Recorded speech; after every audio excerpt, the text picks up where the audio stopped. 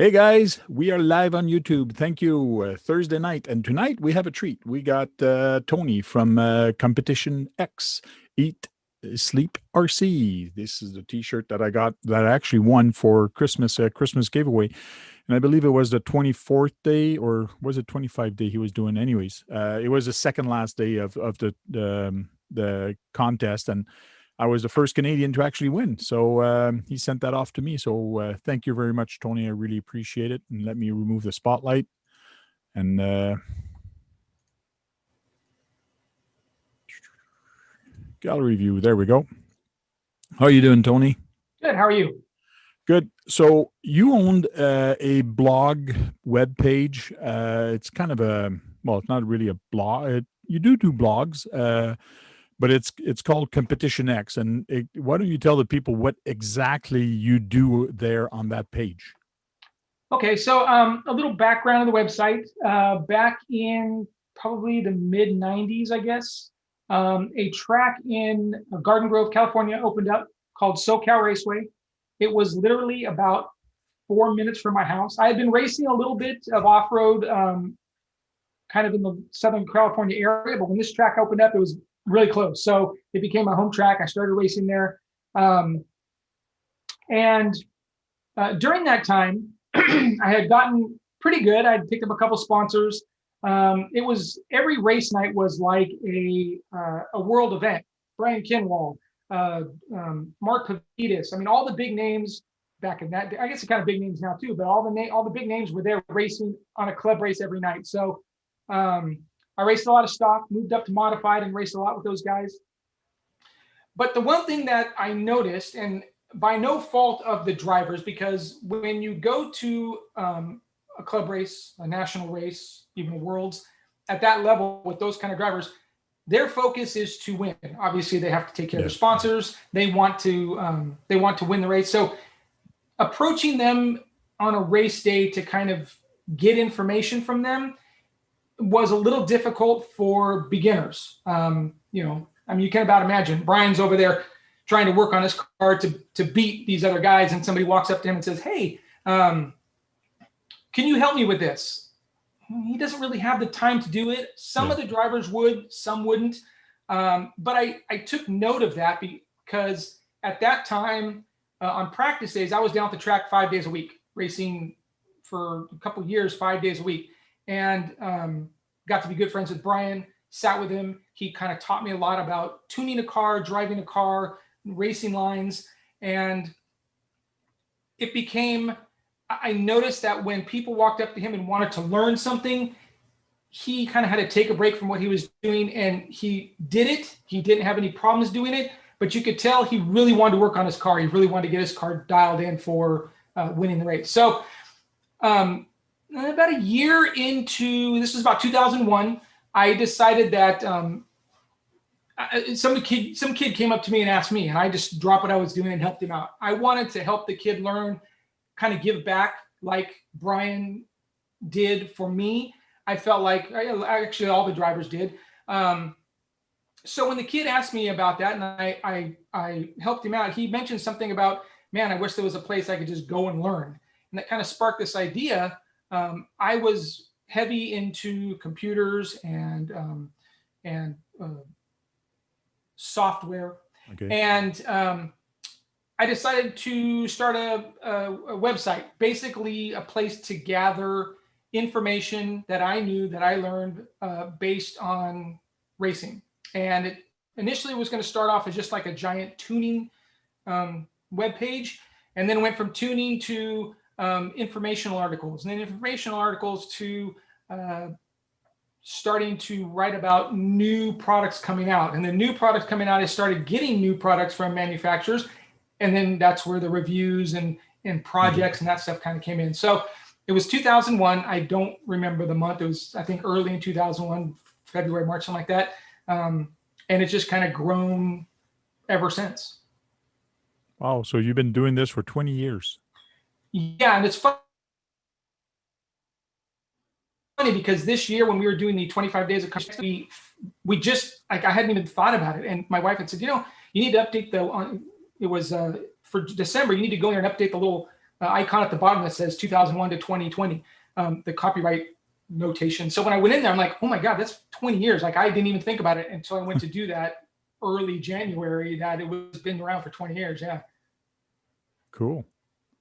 And you're still doing it. You still love it. You still doing reviews, and you actually were supposed to go to the drag race, but some family issues stop you from going there. But you still go to events and things like that. Not as much as I used to, but we are starting to ramp up our YouTube channel. So we just started a new thing called RC Across America. Okay. It started in December of last year. And basically what I'm going to be doing is traveling to different tracks, hobby stores, talking to the pro drivers, kind of using my connections to interview them and kind of ask them questions. And our first one we did was with my good friend, Charlie Barnes, who owned a local track named Socal Raceway. Unfortunately, maybe a week and a half after we did the interview, he passed from COVID. So it really was kind of good timing to start this, to showcase him and what he did for the hobby. But that's kind of the plan, is to now just start interviewing, going to tracks, kind of, showing people, promoting the RC industry the best I can. Okay, cool. And if I go back to your website real quick, I was showing it while you were talking a little while back. But this is your website, and you have a bunch of different stuff there for beginners and intermediate and for everybody, as far as I can see. Basics of driving. Yeah, that is gonna. Some of those are empty. I'm working on videos to kind of beef that up a little bit. But Okay. the main thing that we do is, if you scroll over to the RC Racing Guide, the fourth one, and then there's the suspension tuning, the first one. That's kind of what I started with, like back in 2001. It's gone through a couple of different iterations based on the website, but this is going to grow much bigger. I'm working on videos for each one of these sections, kind of basically describing, instead of having written, it's going to be a video guide to each one of these. So cool. And these are comments. Do you have setup sheets for cars or different RCs? We don't. So the manuals, the next tab over, there's a manual section, and I have close to 2,500 manuals. If you go to cars and trucks, yeah, I've got about 2,500 manuals there. From a bunch of different vehicles. I've got probably another 1,000 that I have to upload. That just takes a really long time to do. Yeah. I saw that, and you actually have your watermarks on there and everything. Yeah. And then the setup sheets I was going to do, but that's another whole huge project that I'm not quite ready to tackle just yet. Yeah, the problem with setup sheet is everybody likes it a different way, or they race a different way. So the knowledge of how to set up your car, that's what you're showing in the other one. So that is good to actually know. Right. That's the idea behind it anyway. You got photo galleries, RC Resaw, got a whole bunch of different stuff. And earlier I saw here, so this is for Brad. Like, if Brad always sends me video, he's always sending me information about new stuff that comes out. So Brad, you can actually come here and submit some news. So if you find something, you can go on Facebook, Twitter, Pinterest, and or even send him an email. There's his email. He shares it publicly, so you can send him some stuff about new stuff that comes out, and then he can share it onto here. Yeah, I started by doing pretty much anything new that came out. I was doing a press release on, but it got to be quite a bit of work to do press releases on servo savers, servo arms, wheel nuts. I mean, there's nothing exciting to a new set of wheel nuts. Yeah. So I've been a little bit more picky with what I'm promoting, and during that time, I also tell you why I put it on the site, why I like it, and then what. If there's any concerns about the product that maybe should have been different or something, I also give that in there as well. So it's a small little article based on the new products, but I think it's a little bit different than just a standard press release on something kind of generic. Okay. Now you've seen the evolution of a lot of different RCs, and I've always said it like monster truck were great for a certain amount of years, and then it went away. It was crawlers, it was dragsters. Dragsters went away, and now it's all coming back. Like monster truck were very popular last year. They still are a little bit, but now dragster is just like boom, just evolving like crazy again. Which is nice. People are saying no prep now. They're saying, okay, now I can set up my car anyway. But the thing is, in no prep drag racing, there are rules also. There are classes in no prep. No prep means that the surface is not prep. That's basically what no prep means. But monster truck also, that's pretty big. Crawler and scale items, that's something that's very big, and that hasn't stopped. I don't think it has. So what have you seen lately that's been evolving? Well, the crawlers, when the crawlers first came out, I was actually working at RC Driver Magazine when the crawlers kind of first started coming out. And we got a couple crawlers in. We thought, oh, these are kind of interesting, but it's a fad and it'll go away. But we noticed about the crawlers that because you're not, well, you're not supposed to be jumping them, but because you're not jumping them, you're not racing them, you're just basically driving them at a slow, controlled pace, that it lends itself well to scale. Yeah. And scale means something different to you than it does to me. So everybody has a different perspective of what scale is. So they can put their vision together in their car and not worry about breaking mirrors off or breaking this off or for the most part. And I think that's what makes the scale crawling scene so big, is the personalization of the vehicles on their own. I mean, you could get how many? 1, 2, 3, 4. There's 5 of us here, 6 of us here. If we got a truck and we were to build something, none of them would be the same. They may not even be even close to the same. And that, I think, is what is really, really attractive to the scale crawler scene. The monster trucks, yeah, that's a fad one. Right now, they seem to be coming back in. I don't know what the longevity of that is, but yeah, I think it's going to be there forever, just a very small niche. I just don't know if it's, what kind of legs it has as far as how far it'll go. But it is a fun class. I just actually have a quad here. I'm building a project, what is it called? Retro class. I guess it's based on a quad, and it's using the J Concepts regulator chassis system. So I'm going to go put that together and go race monster trucks. I've never done it before. Okay. It looks fun. So that's kind of what I'm doing. So once I kind of do that a little bit more, I'll have more kind of input on what that is. Yeah. So yours is going to be in the retro class of the monster truck. Yeah. A good friend of mine also builds the Warpath. I don't know if you guys are familiar with the Warpath. It's like this full custom carbon fiber. I mean, it's like the superhuman touring car of touring cars. Yeah. And it looks really good. It's really fast. It handles really good. I'm not at that level yet. I want to do this. I want to get my feet wet. And if I really like it, then maybe I'll jump into something like that. Cool. I think the drag racing thing, again, another one of those niche things, but I think what's, again, kind of going on the scale, you can kind of customize your car to be different than everybody else's. And I think one of the things, I used to work at a hobby store, and one of the things, 2 questions they always ask me: how much is it? How fast does it go? Right. So the drag racing crowd, I think, is really cool because it's as fast as you want to go. It's somewhat affordable until you start getting into these new high-end super duper chassis. But what I think really helped it out was Associated's DR10. Now you can buy a ready-to-run kit that comes out of the box and is relatively good and competitive. And there's really no, and I don't mean this negatively, but there's really no driving skill involved. You stand behind it, it goes in a straight line. My wife can do it. She doesn't really drive RC cars. She knows her left and the rights when the car is going away from me, and that's all she needs to know. Yep. I think the big thing of drag racing is you have to know how to set the car up.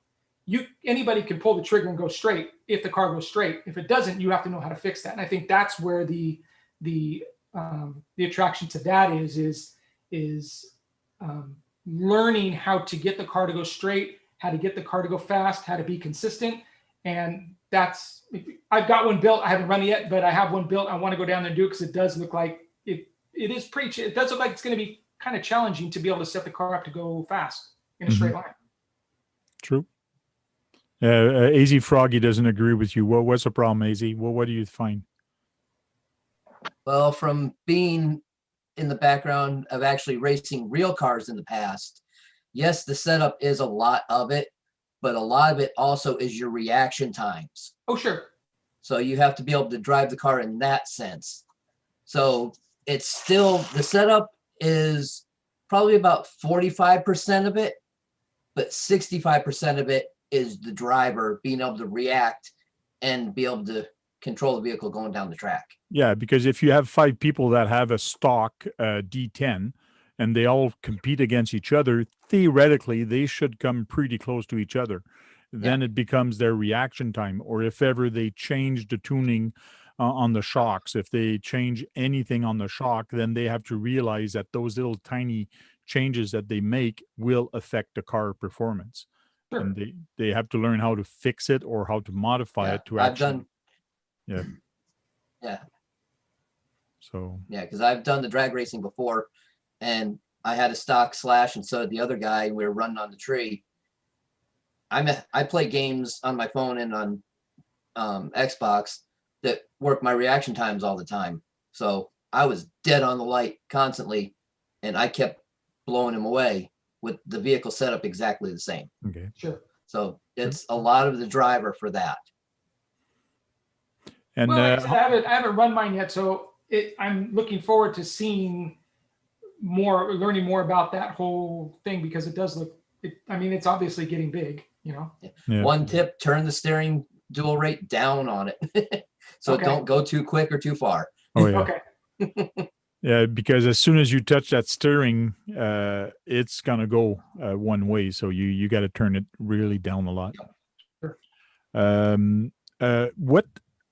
How much time a week or do you spend on your website or entering data when you enter data? It used to be quite a bit. I've moved away more from, like I said, I don't do as many press releases. It's only kind of interesting stuff. So that's cut down quite a bit there. But I would say probably, I couldn't even tell you. It's a lot. But most of it now is doing videos for YouTube, and then doing videos for Instagram and Instagram posts and Facebook stuff. So I couldn't even tell you how many hours a week. It's a lot. Okay. Especially the videos, because I don't try and do just a generic video. I try and do a little bit better than normal, and that does take quite a bit of time. Yeah, because I know a lot of people want to do this, or they say on YouTube, I want free stuff. I want to do reviews. I want to do this. People don't realize how much time it actually takes to be good at it, or to actually get somebody to notice you, to get a company to actually notice, and how much work you put, and the style of the writing you actually do, the write-up you do. You have to give something good for the companies to actually get attracted to you. How long did it take you to start that, to do that? I was doing some reviews prior to working at RC Driver, but I think once I started working for them, I became more noticed as far as a good writer, photographer, that type of thing. And then when RC Driver kind of disbanded and I came back to do CompetitionX full time, it was much easier at that point, because I already had a history of working and doing reviews and doing the photography and the videos and the projects. So it does take quite a bit of time, and you have to be, if you're gonna do writing, you have to be a good writer. There's just you can't be making mistakes, you can't be misspelling, or your grammar can't be weird, because the companies want the best light of their product, and if you're not giving that, they're not willing to. I mean, they have enough people to choose from. They're not willing to work with that. Yeah, but it's just like Magnify just wrote in the chat. If you don't have 10,000 subscribers, they won't even look at you. I agree and I disagree on that, because if you only have the YouTube, maybe they won't look at you if you only have the YouTube. But if you have a website and you're actually promoting stuff on the website, on social media, and you're pushing a lot of social media, and you're pushing a lot of on website, and you're getting traffic through that website, YouTube is second to me. And to me, it's not just YouTube you have to look at. You have to look at doing blogs and exactly what you're doing. That's what I think, if you want to be good at it. What do you think? Honestly, my YouTube channel is pretty small. I hadn't focused on it in a long time. So I would kind of disagree with the 10,000. What I think if you don't want to start out that way, I would suggest opening some kind of website. It's much easier. Writing for those. Being in front of the camera is super difficult. I don't like being in front of the camera. I don't feel comfortable in front of the camera, but I know that that's what has to be done. If you can be comfortable in front of the camera, you can provide good information. Your videos don't have to be super slick. They just need to provide really good information about the product. The super slick will come. So I think as for somebody to give somebody some advice is, if you don't feel comfortable in front of the camera, do a written review of something. Take some really good pictures. Do video of the car driving around, but make it exciting. And the companies, on a side note, I work for Tamiya as well, and we occasionally work with other, we call them influencers, but we work with other people. And some of the ones we work with are not these high-level, super-duper influencers. They're basically people that do a good job. Their channels are small, but they do a good job. And we as a company look for that because that makes our product look good. It's not whether or not you have this huge channel, it's how well you make the product look. And that's super attractive to us for sure. Cool. We'll talk after then. We'll talk after. Everybody knows. I see now where this was going. Segue. Segue. I know Brad and everybody here knows Brad is a regular here, and Brad is pretty good with Tamiya and Kyosho. So he can tell you a lot of history on some of this stuff. So it's a lot of fun having him around and having a lot of other guys around also. So it's cool. And that's why earlier we were talking and we found out that you work at Tamiya, and Brad just like started laughing like crazy. He was actually happy. And I don't know if Sean's in the chat or whatever, but yeah, he is. Yeah. And he's ticked. I bet. He hasn't said anything else yet. So yeah, Brad's good with information and everything, but not good when he talks over the top of you. Yeah, that's because he gets excited. He gets excited. Yeah, he gets excited, but he's got to learn to pull back sometime. You know? Yeah, and he's learning. He's getting a little bit better. Yep. That's cool. So, Brad, how many emails are you going to send Tony a day, mate? How many emails are sent? How many are you sending? I don't know. I have to. You don't know. With him. I've got to report with him first. I want to know if he wants to hear from me. I want to know if he wants to hear from me. He doesn't know. That means it's going to, Tony, you're in big trouble, mate. You're going to get 20 emails a day from Brad. It's okay. My email's got a rule. I can just send the emails someplace. There you go. Brad, you're out of luck, mate. Sorry, mate. That's basically what I do with Brad's emails also sometimes. If I'm just too busy, I just ignore, look at it later, or if I've seen that video, I just delete it. So I expect you to watch it always later. I don't expect you to watch it then. I expect you to see if you want to watch it. And I'm hoping that you do. And you have on occasion watched some of them. That's true. I have on occasion. It all depends on what video it is. I know that I just sent you a video on a 3-part series on the Capo 18 scale thing. That thing, it's a beautiful kit. It's small, but it's beautiful. It's got everything you need, and I can't believe it cost as much as it did for that guy. But everything's pretty much aluminum on that thing. Everything. Yeah, the Capo it's a pretty good company. And Real quick, just so Brad and Tony knows, what's your background, Brad? Tell me a little bit about yourself so Tony gets to know a little bit of who's on the panel right now. Okay, I got into the hobby. I've always loved RC cars all my life. But my first hobby car was when I was 12 and 13. My father built the Hornet. Hornet's my first car. I'm getting another one soon. I already know what I'm putting in it, and I also have an idea what I want to do with other Tamayas and what I want to put in those. Some I want faster than others. I forgot to say, Brad, you only have a minute, eh? Okay. Because you started when you were very young. Okay, so. okay, yes. So I love the character and personality of the cars, and some people seem to have forgotten that about how good their cars really are for those reasons. I'll drive anything. I have other cars that aren't them.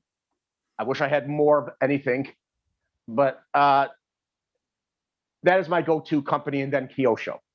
I had one Kyosho my entire life with RC, and I'd like to have some more because their Legendary series are gorgeous kits. Mm-hmm. Yep. Yeah. Oh, I've always said if you want something that looks scale and that very scale that has that defined look and proper body style, Tamiya is all the way, like very good. Jack from RC Reactivated. Why don't you tell me a little bit about yourself? You already know about myself. I do, but Mr. Tony doesn't. Where are you from? How are you, Tony? How you doing over there, mate? All right? Good. Pretty good. What do? My first RC was in 1982 Super Champ. I got my best friend to build it because I had no clue, and he was pretty good with all that sort of stuff. Blast of a RC to run, absolute blast. But then we broke it, and it was all in bits and pieces. That I didn't get into it as much as he did, but later, a few years later down the track, or a lot of years later down the track, I bought planes. I got into planes, so I did a lot of plane videos and all that sort of stuff. I did that, and then I got into the long range FPV.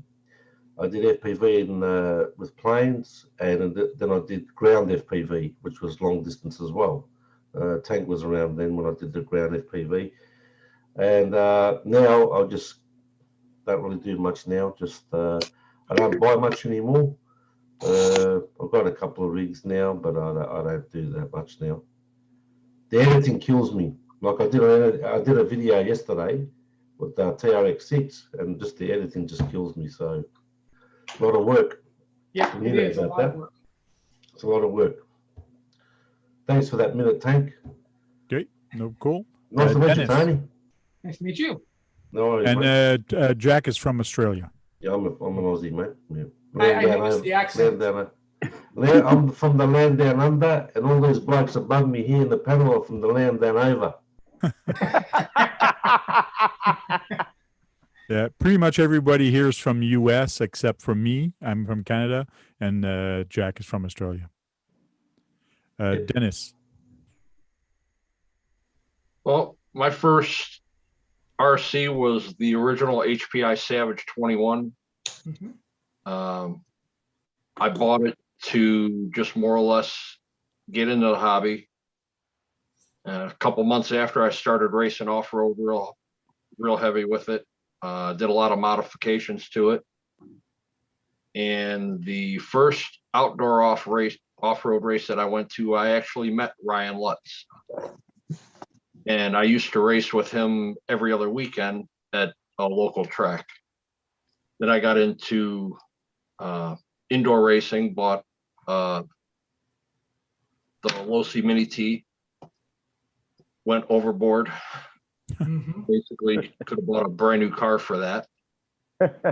Racing that for about 5 years, and then got into the on-road scene. Bought a Nitro TC3, modded that, and the biggest challenge for me with that was suspension setup and tire choice, because we were riding on just a no prep asphalt surface.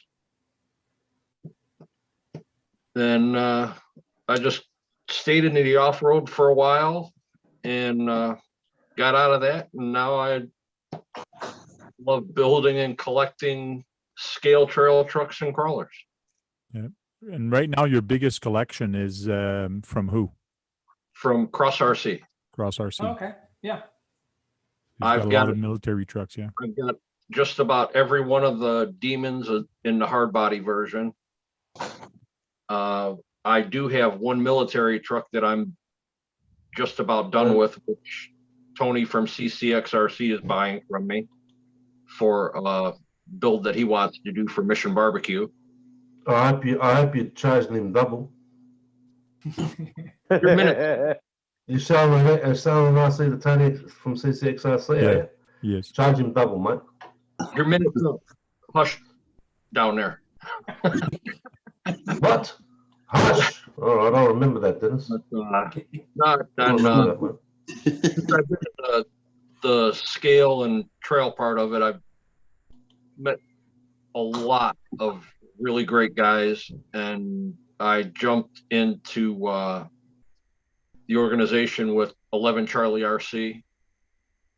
I've done an event for them. I'll be doing a couple more events with these trucks this year for them, and that's one thing, like you just mentioned about the guys on the trails. I find the guys on the trails, to me, are nicer guys than on the racetrack, because on the racetrack you're competing, you're always racing, you're competing, and on the trails you're not competing, you're just having fun and just relaxing. And yes, maybe the guy next door his truck looks better than you, but heck, you're proud of what you've built, and everybody's car is different, just like Tony was saying earlier. Right. I got out of the racing because it got overly competitive and way too expensive to race 3 days a week with nitro. Back then, like I said before, it was $36 a gallon, and when I got out of it, it was almost $60 a gallon. Yeah. Wow. Cool. Thanks. AZ Froggy. Where are you from? Arizona. Originally from Connecticut, moved out here in '84. Got my first RC when I was about 91, 92. That was a Tamiya F-150 Ranger. Had that for a little while, didn't really do a whole lot with it.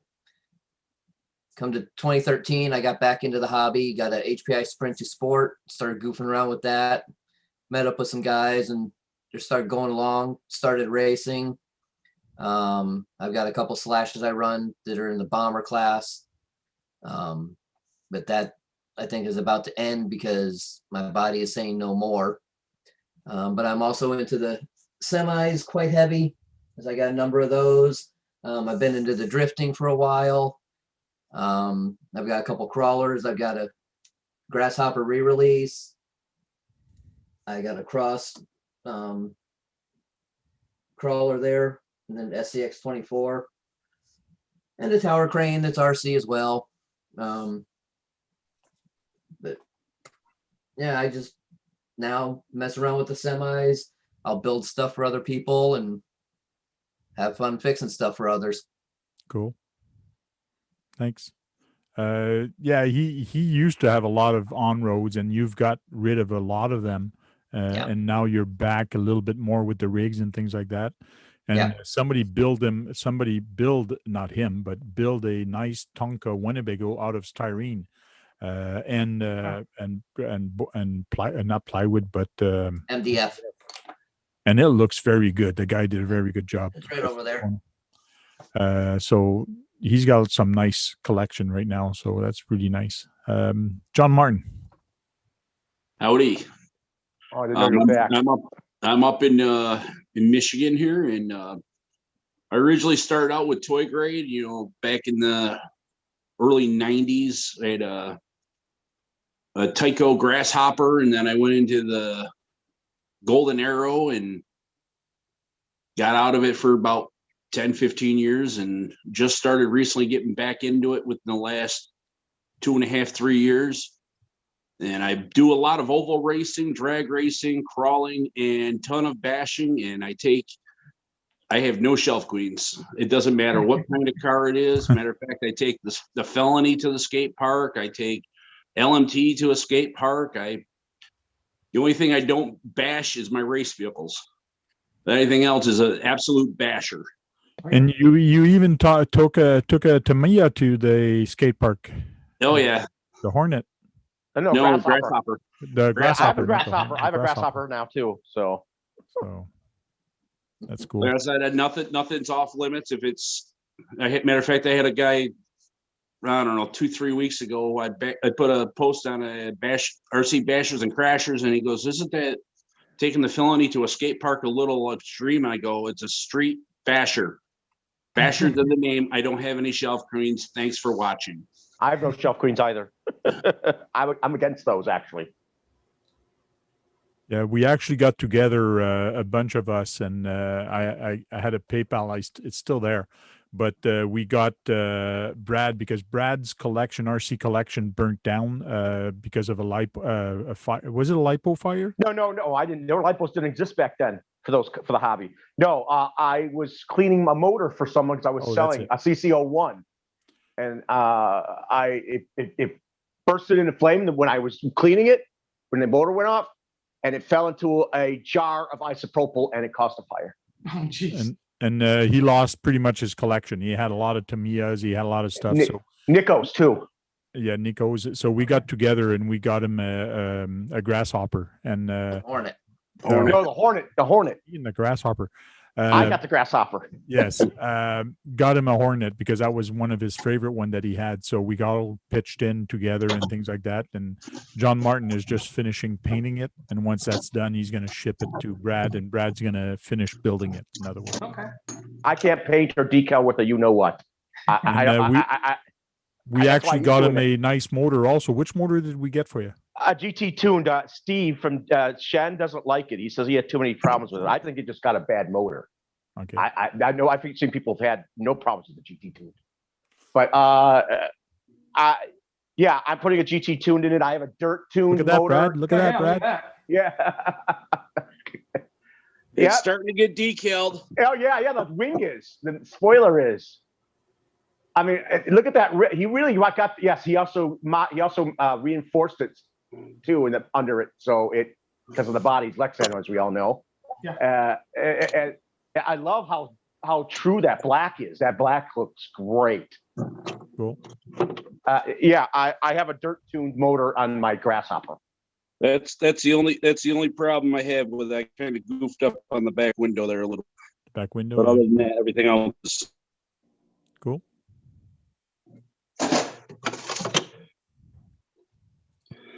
That was my project. That was my project yesterday, and and Brad is on a Brad doesn't have a job. He doesn't work, so that's the reason we all got together, and I created a PayPal page to actually help him out into getting that. So it all came together. What's also great about the hobby, since I got back into it a couple of years ago, these are the most generous people I've ever met. My first car back that was a hobby grade was a Arma the Phazon Voltage, or that one. Okay, yeah. I still have it. I'm upset that it's going to be hard to find some parts for it now, especially its tires. I mean, I think they just stopped making the Granite, which is basically the same chassis, but it just didn't have the 18500 batteries that go in it anymore. They didn't have the setup like that anymore. So I still have that. I enjoy driving it. It's actually one of the best handling cars I have. I mean, but you know, I also have a WL Toys. I have the 1440001, which is when WL Toys really turned a corner for their cars. I mean, they got all that aluminum on them and everything, and now we got the 12 scale. Everybody loves their new 12 scales, and they're fast right out of the box. They do need to change their names though. You think it's a toy, but it really isn't. You got a 30-mile-an-hour car that goes out of the box. That's not a toy anymore. I tell people these are not toys. They're real cars, just smaller. Yeah. That is basically what they are, because they can be dangerous. You could really hurt someone bad if you're not careful. Cool. And just real quick, I'm from Canada. My name is Francois, or Frank the Tank. Everybody calls me the Tank because I'm a big guy. And that's why I ask you for a triple XL shirt, and I fill it up just perfectly. So I've been in the hobby for a long time. My first RC was a Super Hornet. And then I got a Mini Z, and then I got a bunch of other ones. But basically, 11 years ago, or no, 9 years ago, my son was 2, just started to walk, comes to my office, looks upstairs in the shelf, and he sees, "What's that?" And that was my Super Hornet. He goes, "Let's see." So I show him, and he goes, "Oh yeah," and I show him the remote control and theoretically how it works. And he goes, "Let's see it." So, "Well, let me charge the battery. Give me 2 hours." So I took the LiPo, and it's been sitting for 10, 15 years, that battery. It's not LiPo, it's just a NIM. I took the NIM, plugged it, charged it up. It ran like no problem. It was crazy. Wow. Yeah. Put it in the car, and I'm driving it. My son really loved it. So, and then since about 9 years ago, I've been buying RCs, and I'm up to 60 now. So, crawlers, a lot of Tamayas. I like building them, and I like customizing them. I like putting my little touch to them. That's what I like doing. And that's what you were saying a little while ago. It's all about customization and putting your own touch on the cars. So that's my story. I like having my Japanese brands box art. That's the way. Yep. I think that's the way I want them all to be. If I have a Japanese brand, it's going to be box art. People say, "Oh, everybody does box art." You know what? No, it's people are doing their own thing with the body. Actually, box art is not as common as they think it is. It isn't at all, because a lot of people want to do their own thing. So therefore, there's less box art versions that people making. Yes, yes, and no. I think there's still some people that like box art. I like box art, but I like putting my own touch. But I mean, I've noticed a lot of people talking on the forum, especially the Tamiya forum, and they actually ask, "Okay, what's this paint they have on this body? What's this paint they have on there?" Because they want to paint it box art, and sometimes it's hard to find. But if people just realize, go to Tamiya, the instructions are there, or open up your instruction, and it actually shows you the paint number choices that you have for the box art. It actually shows you on the instruction. It's pretty neat. So. Yep, I did my Asterion in box art just because it looked so cool on the box. Okay. And same with the Grasshopper. You know what? I think a lot of people what I think more people did recently is the Tc01 of that body. That body looked fantastic the way it was colored. Yeah. I mean, and a lot of people agreed it looks great that way. Has anybody here won that body yet? What's that? The Tc01? No, I haven't. I've driven the car, and the guy that built it told me how it was, but that's it. The guy that actually won 2 years ago, John from Neck Cruiser RC, he won your Christmas gift also a couple years back. He lives about 30 minutes from me. He actually built one also, and he liked it. The only thing he did, he put the better shock in the center, and it said it really helped on the handling. He liked it, but he was alone having it, so nobody else could drive with him. No, actually, it's not the Tc01 he got. It was a TOS. It was the 50. It was the hybrid Toyota Le Mans car. Oh yeah, that's true. TS05. Yeah, that's the one he built. Yeah. I want to build that one, but man, it's way too expensive in Canada. Like it's almost $500. Like to me, it's like, whoa, this is too much. I'm waiting till it comes down on special or something, because that is one of them I would really like to get, but right now it's unachievable for me. I see that Tamiya also just came out. They think it's a TA08. People are calling it. Yeah, the new. What do you know about that one? I know some stuff, but I can't say anything. I thought they released. I thought they released more of it today. No. Yeah, there's a new there's a new sedan coming out, or a new on-road. That's true. Yeah, but they didn't do any other releases yet that I've seen. I know. Yeah, no, the Tc01 chassis you're talking about, like I said, I drove one that another guy built, and that's actually one of my most watched videos on my channel. Good. Just from the review. Yeah, I did an online build of that car, a video build of that car. And the car itself took me probably, with the electronics, 4.5, 5 hours. Okay. The body took me about 6. Wow. Oh yeah, There's several parts. It's in pieces. Several parts. You have to mask some weird maskings if you want to do it just like that. And then the decals to get them just right. It wasn't, when I first looked at it, I thought this is an overcomplicated body. Nobody's going to get this body done right. It is so crazy. but it's not as bad once you start kind of building into it. The instructions really do a good job of telling you the pieces you got to do. And it wasn't so bad. It came out really cool, and I didn't want to drive it afterwards because it took so long to make it. Yeah, it's easier to do that one than some of the drift bodies when you customize them with different flares and all that stuff. So yeah, I'd rather build the Tc01 bone stock than some of the other custom stuff. One thing's for sure, I think it's the most neutral handling car they have. The way that thing handles. It's a grounds up car. The plastics on it are a little thicker. It looked like, definitely in the A arms. Yeah. It even has it all has shoulder blades in every A arm. You know what I mean? It's like it's got that.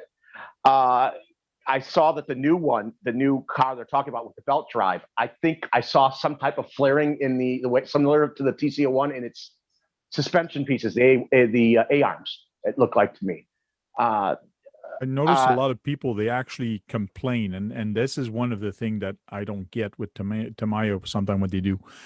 That car originally was a 4x4. That car in real life is 4x4, but you guys came out with a rear wheel drive. Which one are we talking about? That Tc01. The Formula E? Yeah. Yeah, Formula E, I think, is 2-wheel drive. Yeah, so it is. Some people in the forums were saying that it was actually a 4x4. It was 4-wheel drive. Well, the real car is 2-wheel drive. The Formula E is 4-wheel drive. The Tamiya version is 4-wheel drive. Okay. And the designer who designed the TA07 designed the Tc01 as well. And you can kind of see it in the way the chassis kind of has those kind of elevated side rails and everything. I can see it. Yeah, and it to make a replica, we have the new Ford GT car that just came out, and that car's 2-wheel drive. The real car's 2-wheel drive, but it's on a 4-wheel drive chassis. Okay. It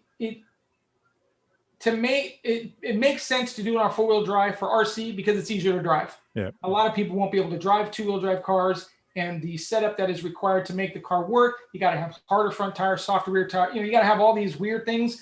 It's difficult. It'll be too difficult for somebody to drive. So that's why we just kind of create a 4-wheel drive version, because it makes it much easier for the normal person to drive it. Yeah. I had a problem with it when they brought off the Mazda, the Miata. I was upset they put it on an M05. It should be on an M06.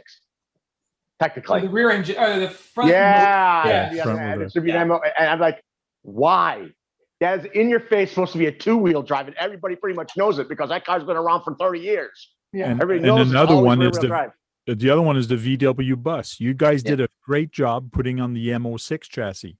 That was great, putting on the M06. But then you came out with the flower power bus, and you put that on M05. What the heck? Yeah, I'm not sure. So we unfortunately, the U.S. To me, America here doesn't really have any say in the production of the vehicles. Now, lately, since I've been there, Fred Medell, who is the head of marketing, we have been going out and doing a lot of like when a new car comes in, depending on the car. For instance, the Tc01, when that came in, I got the first one. I got to build it. I got to run it. I got to tune it. I got to basically give my feedback that I could send to Fred, and then Fred could send to Japan and say, here's the updates. Here's what it needs. So I think things will, and they seem to be a little more open to some of this feedback. So I think future vehicles that come out may be a little more in line with what they should be in real life, as long as it makes sense for, the company. Yeah. Yeah. So, although some people also are complaining that they don't use hex drive screws and don't have full ball bearings in their kits. Yeah, I'm not sure about that one either. We discussed that if a full bearing kit can't cost that much. Yeah. It doesn't, unless it's 53 of them in the Dynastorm. I don't know, the semis get up there a little bit. Yeah. For something that requires 100 bearings, sure. And the screws, we're having, the only thing that I can think of is they don't make a coarse, thread screw with a hex head in it that you need for the ABS plastic. You can't use the fine threads in the ABS plastic because they strip. And I think the hex heads only come in the coarse thread. I mean, the fine thread. No, they do come in coarse thread as well. A friend of mine works at a nut and bolt distributor here in town, and I get them from him. Hopefully, you can pass it on to Japan. Yeah, I mean, I would love to see that. I think it's time to switch out the Phillip drivers because those. That's the first thing that I get rid of when I build a car. You know That's why I go to him and get all the replacements. You know what? I know some of the early cars had a lot more hex drive screws. They do have some kits that do have them, and some do have full ball bearings. But that should be the whole range now. Oh, that's cool. Yeah, he had to do that. But, I have no problems with doing that. But the first drive I took with it, I hit a curb and I broke my side mirror. I'm not Herbie again. So I even painted the white, the wheels white. Yep. It turned out real good. I like it. You know what? It would be cool if Tommy decided to do what people are doing with it, making the Herbie. They should make a Herbie one for themselves too. I think there's a licensing issue with that, unfortunately. This is the most recent one I built with my son. Oh yeah, the black chrome one, yeah. Yeah, black chrome edition. Yep. The Isuzu MU. Is that that's the CC01, right? Yes, that is the CC01. That's my first CC01 that I built, and I can't wait to try it on my trail. I did lock the rear, and the front is still open, but I got a nice trail at the back, so I'm going to be driving that on my trails. Yeah, that'll be fun. I let him downplay it. He's got a monster, awesome trail in his back. I had the Mu X that had the low riding suspension and the big dish wheels. They were chrome and the wide tires. That was my CC01. Oh, the thing. Oh no, it's a 3.6. No, it's a G-Wagon. Yeah. Yeah. That's an MF01X. Yeah, we've got one of those sitting in. We have all the new cars that come out, we build one up for display and it sits in the office. And we've got one of those sitting out the Tonka version, but we've got one of those, and that's a cool truck. Yeah, this is all painted with spray cans. So that's good. My paint. It's no stickers on this. He stenciled in Tonka then. Yeah. Another thing is that how they had those pull-out hubs for their bruisers and that line of vehicles that you pulled out the hub and you turn it and it would lock the diffs. Oh yeah. I know for a fact they have an original one in their places in Japan. They said they didn't have those pieces. Well, they can always look at the one they have in the case and redo it. They could easily just do that. Some of our molds are not in Japan. We also have some of the molds in the Philippines where we do a lot of processing. So a lot of manufacturing. And I agree. I think that with some of the re-releases coming out, I'd like to see more re-releases of some of the older, like the Bruisers and stuff like that, or even what's the Blazing Blazer? I mean, I'd love to see that. Oh, people want to see that one. The issue, though, I think for most of those is cost.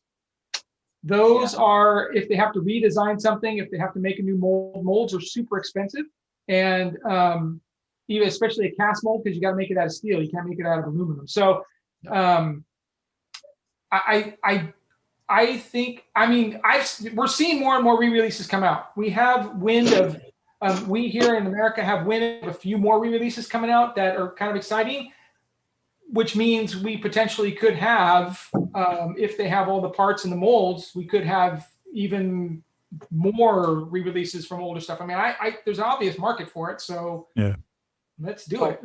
So they could technically go in their shelf, take it off the shelf, and examine how that is made again. Because that was probably one of the most realistic differentials they could make on a car, because those cars were like that back then. Yeah. You had to get out and turn them and lock them. That was, and Tamiya is known for their realism. They take a car 10 times smaller, and they take those numbers and they bring it down 10 times smaller. Calm down, Brad. Frank. Calm down, Brad. Take a breath. Take a breath. When Brad gets excited, he just gets. I get told to hush, huh? I'm sitting here quietly. I'm even muted myself. My only thing is with these things is the ground clearance with the battery trays underneath. This right here, I took out to a car show this past weekend, and it was a dirt area, kind of rocky and all. The blue and black one there is the King hauler, so that doesn't have as low of a profile. This, it kept hitting the battery tray and chewed that up some, and actually chewed up the battery on the outside. Well, it's I not love an driving these off-road things. vehicle. It's not an off-road vehicle. Come on. No, but it was a park with a dirt driveway and all like that. Okay. It wasn't like going off on a trail or something like that, but Mhm. there were some larger rocks that were kicked up. So, but even going down off my curb, at times it'll catch the battery tray. That's the one thing that drives me nuts with this, the Man, and the other ones like that. I mean, like the King and Grand Hauler, those have got the batteries that go in back. Same with the Cascadia, but these, that's a real bad idea. They need to possibly think of something else on these. Here's a thought for those vehicles. I would love to see them make 6-wheel and 8-wheel drive ones. You can There are get people- the things that make them that way, Yeah. Brad. Yeah, I know, from- but I would like to see them actually come out with a kit that has it all in there. Yeah, but is it feasible? Will people buy it? That's the biggest thing. It would be such a Can they make small money? market, it Yeah. might not be worth it for them. Yeah. It's better if it's available aftermarket so people can Yeah. build it the way they want afterwards. I mean, Because It's not just like that always- big tow truck that they released. How many people did actually buy that tow truck? I don't think anybody here in Ottawa actually bought one. I Yeah, know there's that 3 thing here in was- town. Okay. One of And the then they things have that, one of the things that somebody else asked me that question, well, something similar, in that to me it seems to be not like any other. And this is, I've worked at Axial and I've worked at Team Associated, Okay. and so I've worked at a racing company, Team Associated, and I worked at Axial, and I worked at. I noticed, is it John? Is that Jam? Yeah. Is that Jams? Yeah, I noticed your Yeah. Axial Fest hat. Did you go to Axial Fest? Yes, I did. Okay, how'd you like it? Oh, I absolutely loved it last year. I only was down there for one day. When I was down there, I actually met up and ran all day long with Tony from CCXRC. Okay. Yeah, because I worked at Axial for 3 years, and we did 16, 17, 18, and 19. No, 19 didn't happen. So 16, 17, and 18 Axial Fest here in California in Cisco Grove. And I forgot where I was going with this. What were we just talking about? To my There was a different reason, than I other swear. companies. Yeah. Okay. Yeah. So I worked with Axial, and they kind of really have a different way. It was more of a lifestyle than they built cars that made you want to buy the car to be a part of the lifestyle. So that was a different experience that I learned working at Axial. Then I come to Tamiya and find out that they don't really follow anybody. They're not making no prep dragsters, or they have the CC02, which is this guy right here, CC02, which is a trail truck, and it works pretty good, but it looks nothing like anybody else's trail truck. Everybody else has these competition style kind of trail trucks. The CC02, definitely not that. It still works good, but it doesn't follow the same pattern. So that's the one thing I see about Tamiya is they do that. We're talking about that tow truck. Crazy. I mean, that box came in, the thing had to weigh 40 pounds. It was so heavy. And then you could still buy the actuator for it, for the crane in the back. Who's going to buy that? But they decided they wanted to make one, and they just did it. So I see some of the stuff in the back. You've got like the FFO, the FF, I don't know what that is, the Mini behind you. You got a Ferrari back there. And so I don't, the trikes, the dual rider and the dancing rider. Yeah. Those are, when we saw them, we're like, what is this? We drove one, super fun, super cool. They are. I got But one. Nobody else has something. Well, a couple companies do now, but nobody else has anything like that. So that's kind of one of the things I really like about Tamiya is that they're not followers. They're going to do their own thing. They're going to make it their own way. And people are going to buy it because it is different. It is something unusual, whatever the case may be. Do they do some stuff that we don't necessarily agree with? Absolutely. But that's somebody said it perfectly. And I quote this to this day, and they said, it's the Tamiya way. And that's really what it is. They're going to do it their own way, and there's not anything that is going to sway them from what they do. And I kind of like that. Well, I like that. I would just like to see some of the hardware change a bit. I mean, they could do that. I mean, that's a small change. You know what I mean? And ball bearings, full ball bearing kits. I mean, they should do that, especially with some of the cars. How much they charge for some of them. Full ball bearings, please, and a very nice motor. No silver can with a VQS like they did. Like, why? What's wrong with a silver can? I've got a bunch of them with silver can. They run great and they're fast. There's very few cars I would use the silver can in. I go by what the car represents and what it's like in real life. If it's a slow car, I put it on there. If it's a faster car, it's going to have a faster motor. You know what I mean?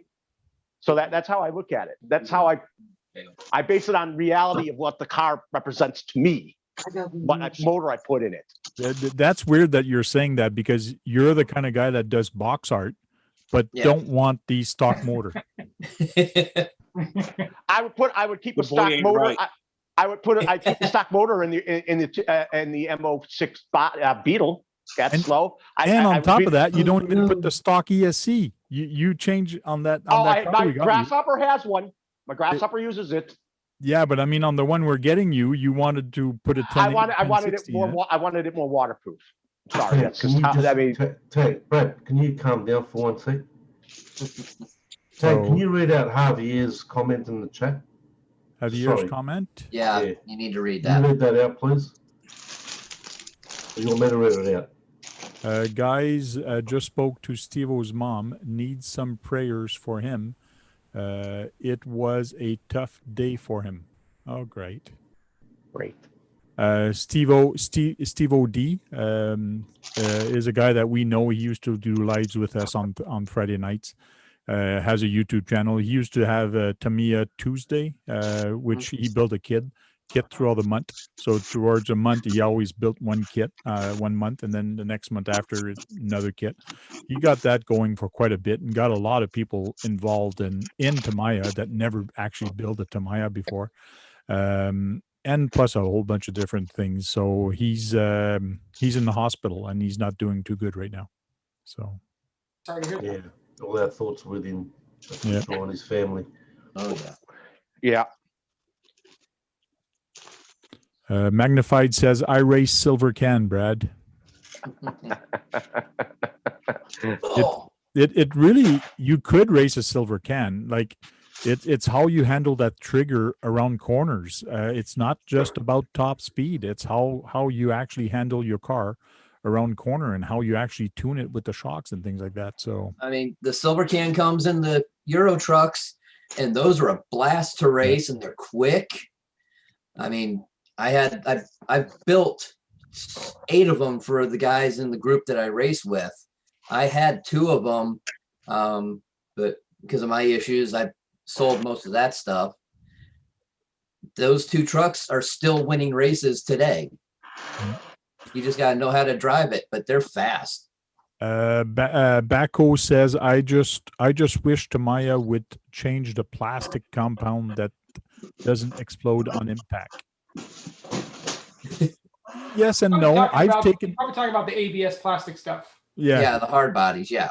I've taken my CC01 and my TT01 to the skate park and TT02 to the skate park, and those are basically the 2 vehicles that I came back with that were not broken.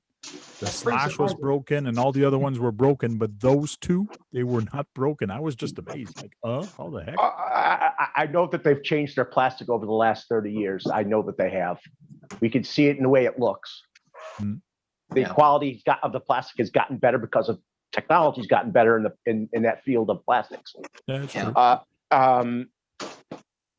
And they do pay attention. They do want a car that is durable, definitely to a point.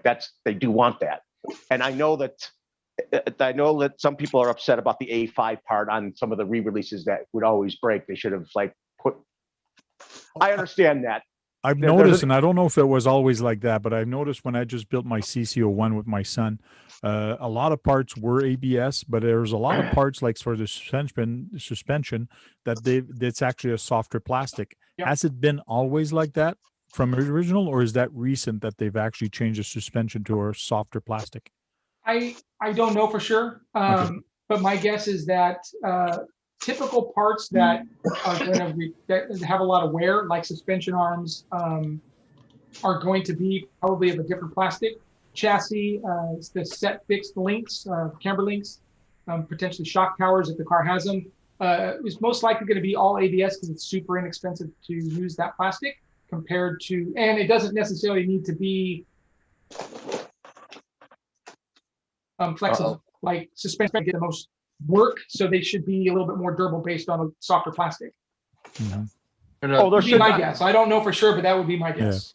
like back in the late 70s and early 80s, when the grasshopper and the frog and all those were out, it was more of a nylon-based plastic. Yeah. Okay. And that's where all the silver cans were used. Right? Oh yeah. I know. My cars. I used it back in the day. I used the silver cans on a lot of the cars that I got. I did. Okay. I wish they would also re-release the Super Hornet. Some people think the Tc01 Rising Fighter is that car, and it is not. My Super Hornet, I still have mine, and I still have the mechanical speed control onto it. Does it work? Yeah, it still works. It works at A1, and I still have a crystal radio for it and everything. So I have not changed that, and I'm not going to change it. It works. I'm just going to leave it in there. I actually just threw a silver can in this thing so I could get it running again. Okay. And it slides around great. Hey, Jack, I think you have Tamiya's. What do you have in Tamiya's? Oh yeah, I've got an FJ40, which is a lot of people like. I think Tony. Oh, I love that truck. Yeah, I think Tony, it's one of his favorite rigs. Now, do you know what chassis that FJ40? Yeah, it's a CC01. It's a CC01, okay. Yeah, and I've got the vintage Blitzer. Oh yeah, I remember the Blitzer. You just bought that not too long ago. Oh yeah, it was a while ago now. The Blitzer with the Beetle and the Stadium truck body, so I can change bodies over. But you've got to have the side body posts for the Beetle, of course. Yeah, but I love vintage stuff, but they're the only Tomatoes that I've got. Okay. Cool. But the FJ40, that thing's a beast. That thing there is just, especially when you film it. Well, the way I film, but you got to make them pop, but it just pops out even more. Now, did you build it or did somebody else? No, someone else.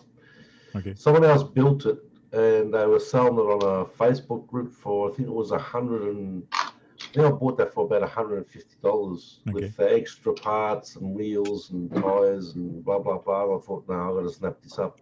And it's got the scale rack and everything, and so yeah, I don't run it that much, but yeah, it's a beast for sure. Yeah. I bet a lot of people would like to see them re-release the Wild Willie, the original.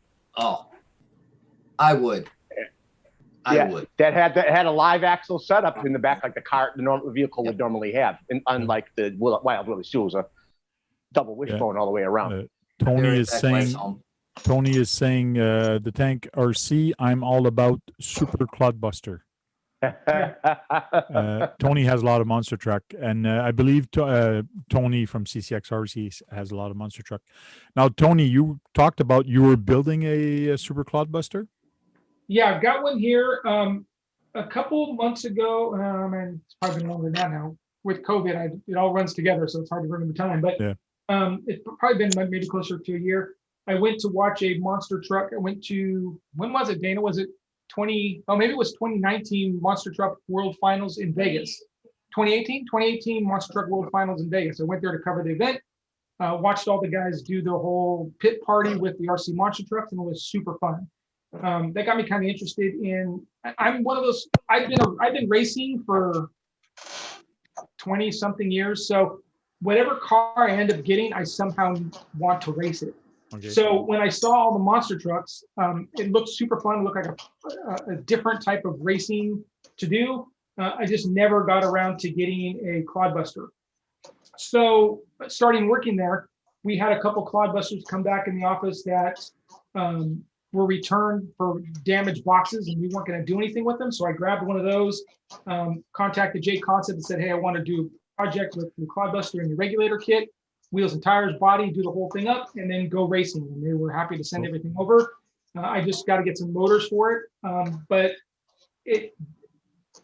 again, I really wanted to do the high-end Warpath super duper monster truck deal. But if I didn't really like it, then I've got this, $1,000 truck I'm never going to do anything with. So plus I have a Tamiya clodbuster, which is what I really should be running. So I thought I would build this thing up and go race it. So I'm pretty excited. Now, It looks like a lot of fun. Is there a difference between a super clodbuster and a clodbuster? I think there are some differences, but I think the biggest difference is the clodbuster had a licensed Chevy body. The super clodbuster has a generic Chevy body. I mean, they just took all the emblems and stuff off. There may be a few other upgraded items for durability, but I honestly don't know what the biggest difference is. And you mentioned earlier that there was a monster truck frame or a company that was building it. It's like not a Cadillac, but it was a very good monster truck. Tony's in the chat. So what's the name of that company again? You were mentioning at the start? It's called you can look it up on Facebook. I think it's called Socal Monster Trucks. Is this Tony from CRC? Yeah, CCRC. Yeah, I'll contact him afterwards because I don't know if he remembers me. I think we've talked to each other at like an Azrc Fest or something in the past. But it's called the Warpath. It's carbon fiber. It's got all kinds of aluminum. I mean, this thing is high-end trick, super racing clodbuster. And do you know what kind of axles they use? I think most of the guys are using like the Vanquish axles. Okay. So it's kind of like an unlimited class. There's very little clodbuster, if any clodbuster stuff on it at all. It's all custom, but these things are like the Ferrari of monster trucks. They're next level great. If I'm not mistaken, Joe Collins from Exo Cage had spoken with your buddy about that. He did a video the other day with it. Oh yeah. Possibly, yeah. And it looks like a work of art. Yeah, like I saw this, I'm like, dude, I want to run this thing. It's like beautiful. It's like carbon fiber plates, and I mean, it's optimized for racing. Everything sits super low in the little like cage down below. Right. It's got all kinds of adjustments for shocks and the links, and yeah, it's beautiful. Tony says we had Trevor Adamo on last night. Oh yeah, Trevor Adamo. He's the one that does the Warpaths. Yeah, so it's actually a Vanquish SMT base monster truck. Okay. Cool. See, there's a lot of knowledge, even in the chat and on the videos. It's really cool. Really cool. So, Jack, what are you going to be doing lately for new videos, or are you going to be filming going out? You're muted. You are muted. Got to find the right button. Sorry, I don't interrupt. Sorry about that. And I did a video yesterday with the TRX6. Okay. I saw the thumbnail real quick. I posted it in your thing, didn't I? Yeah, in RC Talk. I haven't watched it yet. Is there any other videos that you're going to be? Because I know that you've been having issues of health issues and getting around. It's a little tougher. Sure have. I've got some more too, but that's another thing, another problem we've got to deal with. But no, I don't know. You see, the thing is because I don't buy RCs practically anymore. I don't really buy, and I just kind of run what I've got. But I mean, I could pull out a video every day if I wanted to, but it kind of gets boring. But the editing that editing on that video just last night, that took hours to do. So I'm kind of sick of editing, to be honest. I mean, if I want to showcase an RC, you know how I edit. So Yeah, it came out all right, you know. I think YouTube kind of sucks with their codecs though, because I did find in some sections of the video it was a bit jerky. So, and because you know I rendered it out pretty good, and I put the bit rate up, but no, I just I don't know. I'm not as enthusiastic as I used to be, as you know. So, because I've got other shit going on. Yep. You know, I've got other family issues going on at the moment as well with my sister. So, I can do what I can, you know. Yeah, I can't wait till the snow gets away. We still got about 2 feet of snow outside, so as soon as that gets out, 3 feet. oh yeah, at least 2 feet. Some areas has still 3 feet of snow outside. It's crazy. Yep. Yeah, I don't know. I might pull out the Tamaya Stadium truck and have maybe give that another run or something, because I don't really run that much. Yeah. You know, that's a really nice RC to run. You know, I know it's vintage, it's old, but it's still, you know, it goes pretty good. You know, you got to put a 2S in it though. That's the thing, you know, to make it go a little bit quicker. But no, it's fun to drive. So I might do something with that. I don't know yet. Cool. You know what I like is I really like that they're re-releasing the SRBs. I hope to keep doing that, you know, over the years, because that's a great chassis. Lots of metal on it. And it's nice is that it has a lock differential, and when you're off road, 2-wheel drive posies are good. I mean, for if you're going to run a 2-wheel drive, and I've seen people put 9-turn brushless motors in them, and they will haul and they will handle it. Those just stock gears. Yeah. Those gears were made to take big power, it looks like. And I like that they brought back the Super Champ, which is, they're calling it something else, but that monoshock is definitely unique, and it has that system in it, the reservoir system in it. That's just. I was wondering, do you think that one actually has the longest wheelbase of the SRBs? Because I swear it's longer wheelbase than the other two, and the Sandsports is the shortest. I don't know if it is or not. I wouldn't think that they would change, kind of being all the same. I wouldn't think that they would change the wheelbase on it. The chassis plate and then like a little aluminum triangle underneath. Yeah. But maybe I've never really looked into it to find out. Yeah, I just think that the black part, what the metal goes into, the black part, I think that could be lengthened and still have the triangle in the same place. That's what I'm trying to say. Yeah, because that's where you could actually lengthen it, because it'll still bolt in the same place, but you can have it longer. Sure. But I know what, I have a feeling it handles better than both of them, even though it has that monoshock in the back, the monoshock cantilever in the back. Yeah. I wish I could own one of those. Those are so expensive. Yep, that's the hot rod he made. So this is I took off the foam bumper and just put a styrene pipe at the front, and it's perfect for a front bumper for that year. Sure. What wheels are those? Those are good looking wheels. These wheels are from GCM Racing. They're actually beadlocks, and Cap over the 3D printed wheels. So it's because it's a drifter. And this is actually a Tc01, but I took off the dry shaft because I wanted rear wheel drive only. And it's got fat boys at the back, fat tires, and skinny tires in the front. Does it have enough throw on the front tire for front wheel drive? I mean, a rear wheel drive? What do you mean? Steering? Well, I still got the stock. It's okay, but I didn't do any mod to it or anything. The only thing I did to it is actually cut the frame in half. And I'm on magnets. I cut the frame in half, and I actually cut it. I cut the frame in half, extended it, and I'll show you real quick. Okay. He also put 18 scale front shocks on it. Okay. Yeah, the whole front suspension. Need anything big, with drift for sure. Because the way the front end is, I couldn't keep these shocks the same way here. At the back, they're the same, but in the front, it's all gone. And I actually got the shocks inside the wishbones. Okay. In the Tc01, the shocks are in the wishbone. To actually, so the body, that front body, the hood, the pickup truck is really tight to the front. So I changed the geometry a little bit in the front, and this is how much I extended I don't know if it's going to show. Wait, find a spot.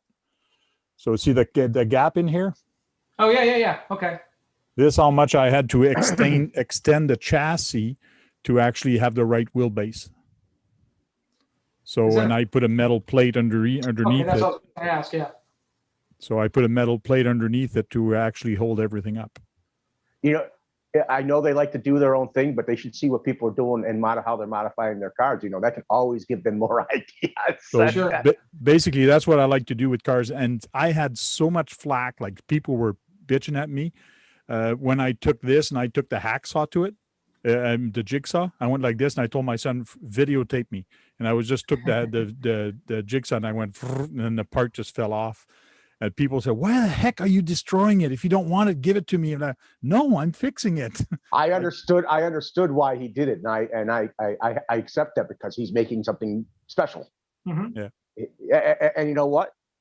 I just, you know, they can still do their own thing, but CB is creative as their own people who have their vehicles and what they're doing with them. That gives them new ideas and new chassis to make. And like, I would love to see the TL01 back. A lot of people love that chassis. I would like to see the TC01 make rally cars out of that and a buggy out of that chassis. I mean, why not? Yeah. All I have to do is probably do some lengthening and lengthening of the shocks for different applications. And the buggies would have the longest. The other ones would have in between, but the buggy would have the longer A-arms. Yeah. Tony, I have a question for you.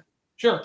Out of all the years you've been doing this, all the stuff you've covered, new products coming out over the years, in your opinion, what has been the most groundbreaking and game-changing item that you've seen? Well, I mean, that's kind of an easy one. Unfortunately, it's going to be brushless and lipo. I was racing back in the day. I've raced pretty much everything, and my favorite thing to race is touring car.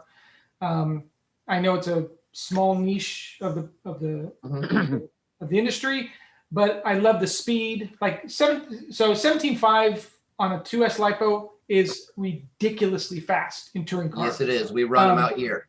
We run on the track we run at. We can do the same exact lap times as a guy who's running a 4-turn motor.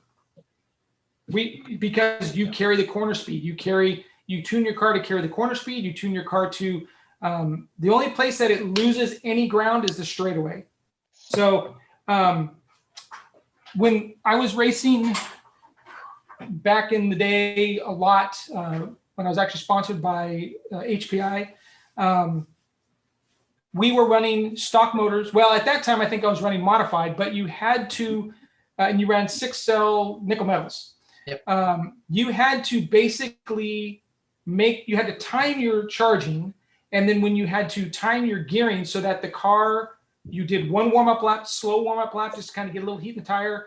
And then you, at the sound of the tone, you went 5 minutes. At 5 minutes and 5 seconds, that battery dumped.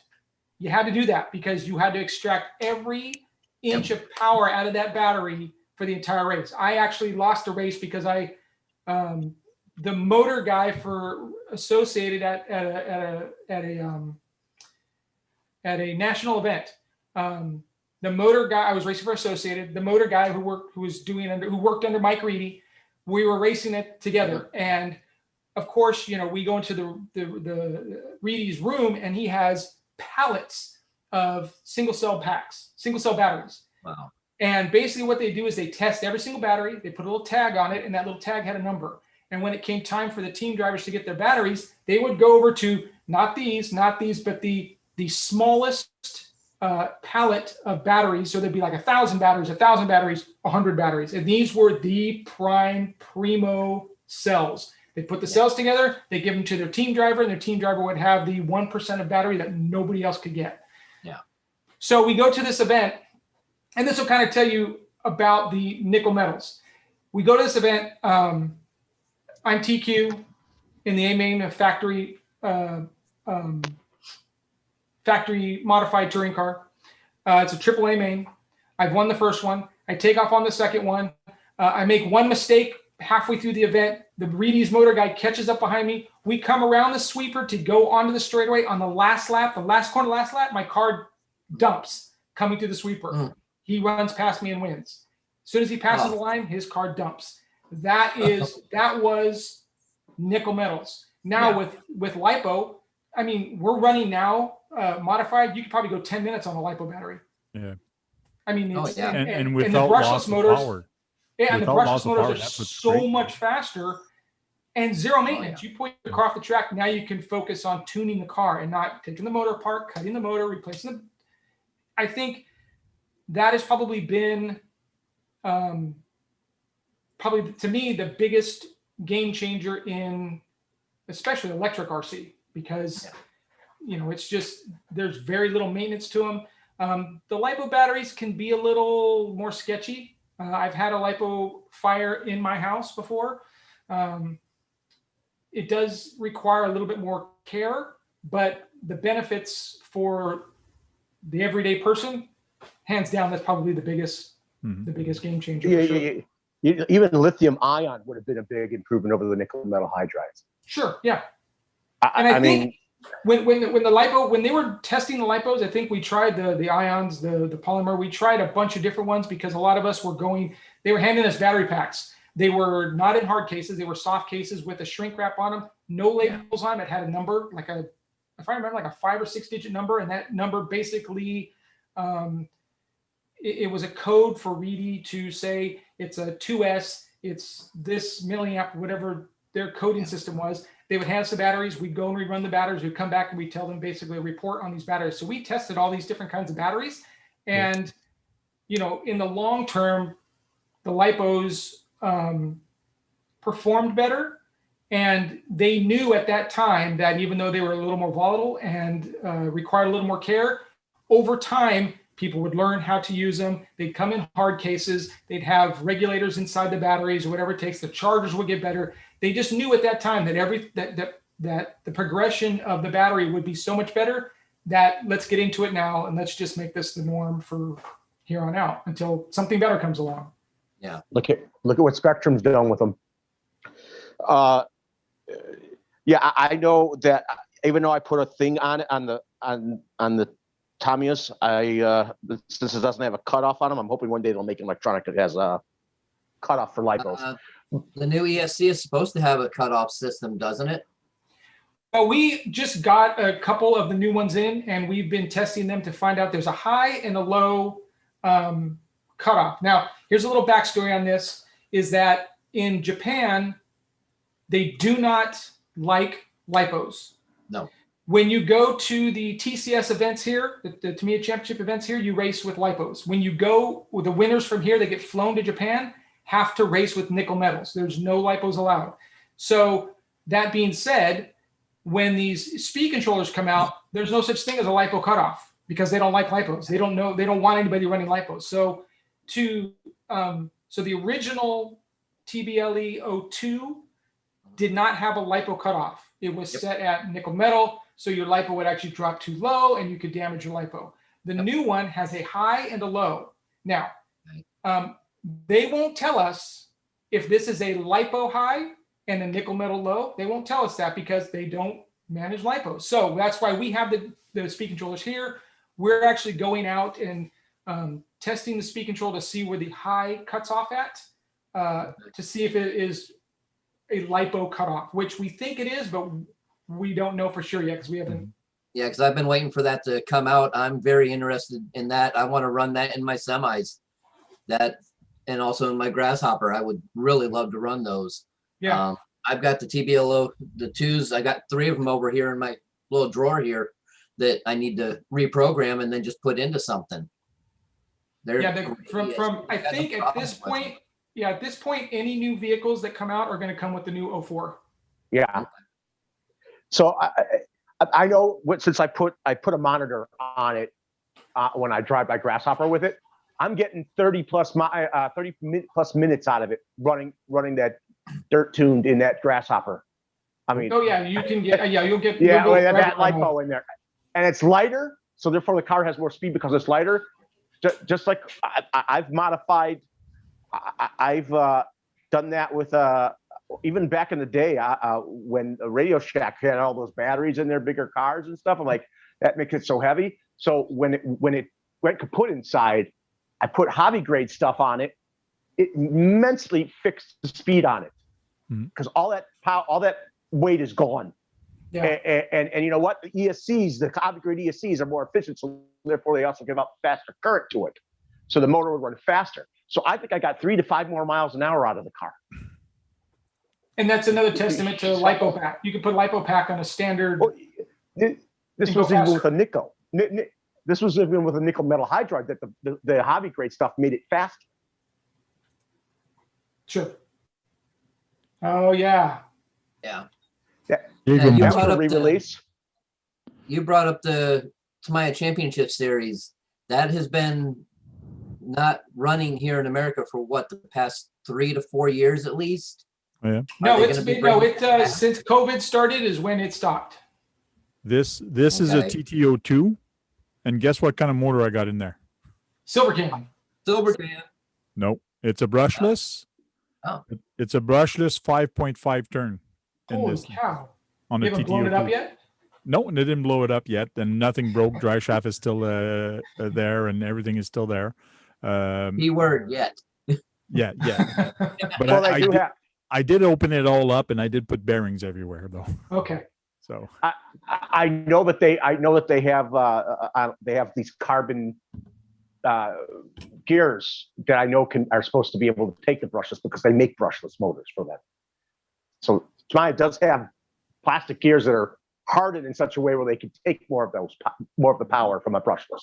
For some of the vehicles they do, they're just a different plastic. Yeah, it's like a carbon infused plastic or something. yes. Yeah. Some people were telling me that because of that plastic dry shaft, the stock one, in very high speed, it usually vibrates a lot and it shatters. So I've been keeping an eye on it, but it's holding up. I guess the one I got is well balanced, or I don't know, but that's what a lot of people were telling me. Like, did you change the dry shaft in the center because there is issues with it? So, well, they tend to right in the center. They tend to start wobbling, and the faster that it goes, that wobble gets bigger to the point to either the drive shaft expands or it just flexes so much it pops out of the center altogether. Okay. I remember the MF01Xs and the drive shafts to the TL01s were solid. Those things were practically indestructible because they're solid. They're solid through and through, and they're thick. Right over here. Yeah, I mean, I've noticed that they did the same thing with the MF01X's shaft. It's pretty much like a TL01. Oh yeah. Yeah. Yes. And a lot of people don't realize is that the MF is actually the M chassis with 4-wheel drive. That's basically what happened. I knew they had to eventually come up with a 4-wheel drive version of those. Yeah, there was a like super, I don't even know what it was. It was a 4-wheel drive M chassis. I had one, but I gave it to my dad. It had a Mini Cooper body on. I gave it to him for Christmas one year, but it was a 4-wheel drive M chassis that was, I want to say it almost had a carbon chassis on it or an FRP chassis on it. I don't remember what it was, but it was a really cool car. Oh, wow. I had an M01 and I also had an FF01, and all the FF chassis come with ball diffs. Every last one of them. I'm hoping they continue to make more variations of it, or even bring back the old ones. I loved my Clio or my Renault one, the FF01. That was, wow, dog. Yeah, she's only 40 pounds, but she sounds like she's a pit bull. Swoof says MO5 4-wheel drive. I don't think an MO5 has 4-wheel drive. No, the MF01Xs.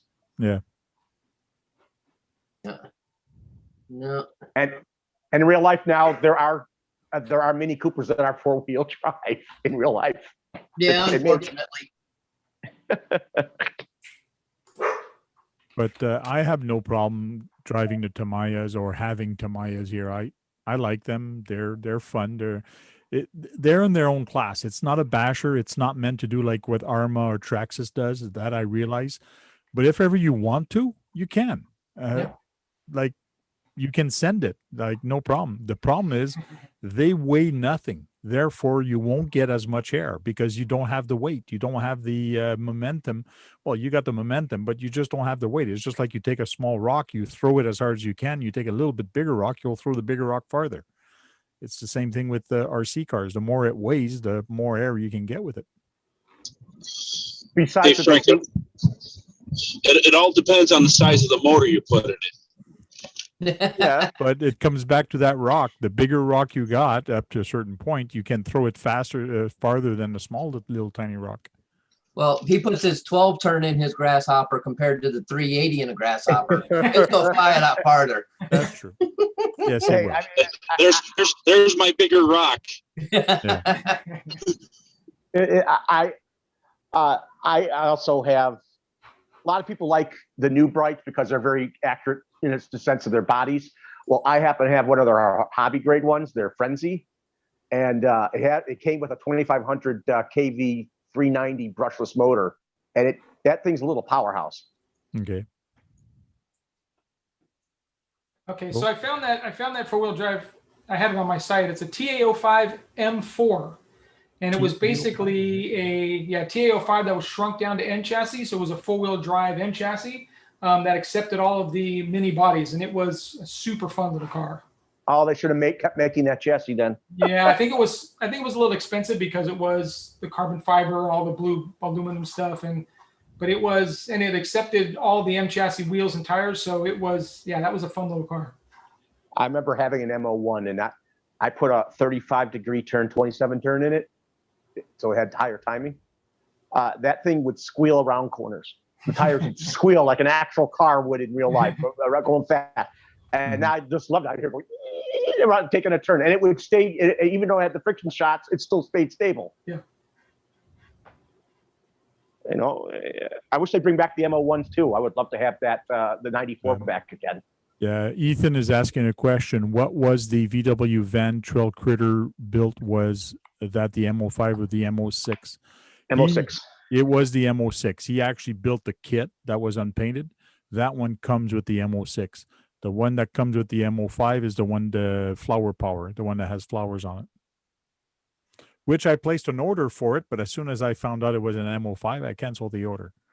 So Frank would have left that body alone. Frank would have left that body alone because he liked it.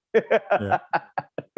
Well, because I actually, about a month before that body came out, I called my local hobby shop at 110 Hobbies, and I told them, get me a van, an unpainted van, and I want to do a flower power van that's even before Tamiya released it. And then a month later, I see an ad for the flower power van directly from Tamiya. I go, man, like what are the odds? Like I was just about to build it. So I didn't build it because then people were saying, oh, you did the same thing as they did. So I didn't bother. I was wondering, are the new catalogs out for 2021 for the RC? I haven't seen any yet.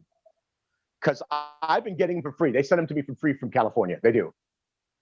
And I enjoy that. They're supposed to be $11, but I enjoy it. I know in the US you can get them for free if you ask them. From you guys out there.